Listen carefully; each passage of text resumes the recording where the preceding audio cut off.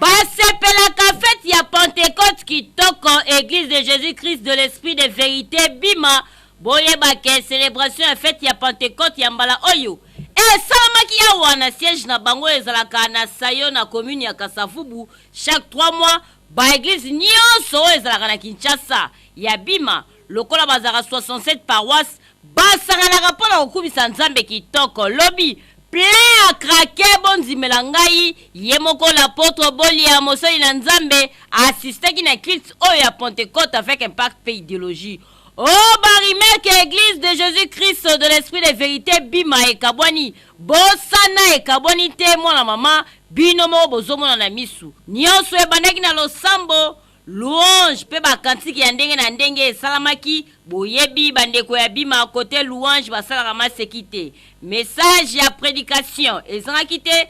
après message ya mandataire ya chef spirituel Emmanuel Bolia eyaki kosalama arrivé ya apôtre Bolia pardon okotia likolo wapi tango akotaki na temple oyo botala bandimi ndenge bazalaki na esengo papa ye wana mandalala maputa likolo ba cri de joie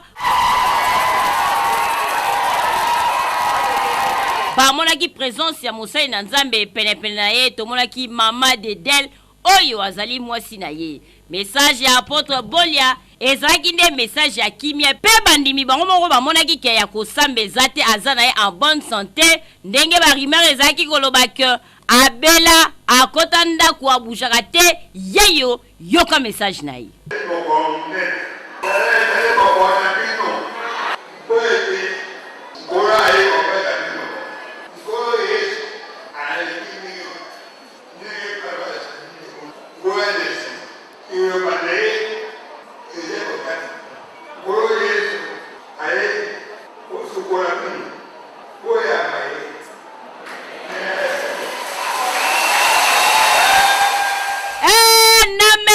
Apôtre Bolia batu basimamaki na molimo mosantu azalaka penza ya nzambe pamba te oyo esalamaki awa ezalaki nde manifestation ya Esprit Saint bayaki kolekana na Sainte Seine botala mama de Del ndenge akataki makino elongo na bakristu nyonso terrible seko makasi lelo na kati ya eglise biso ya bimawa ya makasi akomona ntoma na biso mpona koloba ya mokolo ya lelo ya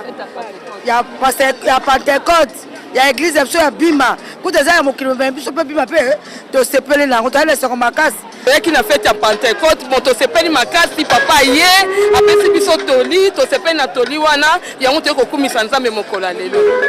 message apesi biso to banga molimo to mikitisa liboso molimo to tosa molimo to saela molimo kilteleki kitoko bandimi nyonso bana esengo ya komona papa na biso na mama na biso banda 40e anniversaire tozela tokonga kutu moya kopesa bango mbote te lelo tomoni bango papa pe alobi tobanga molimo to tosa molimo to ana esengo tosepeli mingi kilteleki kitoko bakaboni te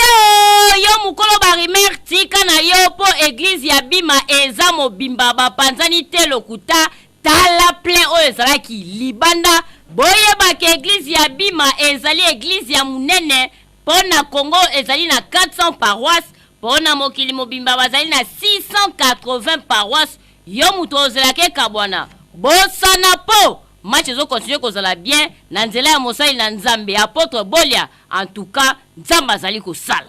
namoni papa na ngai lisusu namoni papa na ngai